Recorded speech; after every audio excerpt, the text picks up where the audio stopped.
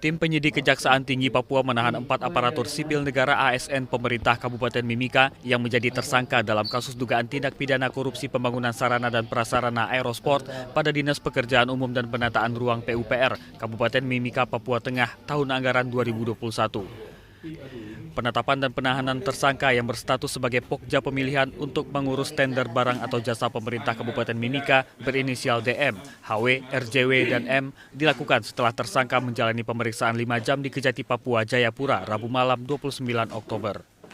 Asisten Pidana Khusus Kejaksaan Tinggi Papua Nixon Mahuse menjelaskan modus tersangka dalam kasus ini adalah memenangkan tender proyek pembangunan sarana dan prasarana aerosport oleh PT Karya Mandiri Permai. Meskipun perusahaan tersebut tidak memenuhi persyaratan administrasi dan teknis untuk mengikuti tahapan tender.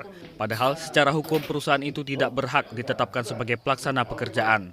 Tender dan juga tidak berhak sebagai pelaksana pekerjaan. Dan yang berikutnya itu Pokja pemilihan tidak mempedomani ketentuan pengadaan barang atau barang dan jasa pemerintah dalam melakukan tahapan dan proses evaluasi sehingga hasil pemilihan itu menjadi tidak akuntabel. Kepala Seksi Penyidikan Kejati Papua Valeri Dedi Sawaki menjelaskan proyek venue tersebut bernilai kontrak 79 miliar rupiah dengan proyek timbunan seluas 222.477 meter kubik. Namun setelah diperiksa hanya ada sekitar 104.470 meter kubik. Akibat kekurangan pekerjaan tersebut, kerugian negara ditaksir mencapai 31,3 miliar rupiah.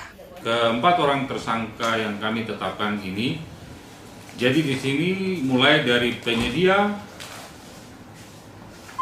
KPA, PPK, konsultan pengawas, konsultan perencana, sampai dengan Pokjanya. Jadi satu paket. Paling itu sudah diproses hukum, sudah ditetapkan sebagai tersangka.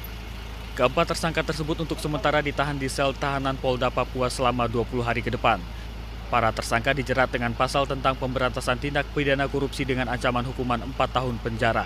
Dari Jayapura, Papua, Laksa Mahendra, Kantor Berita Antara mewartakan.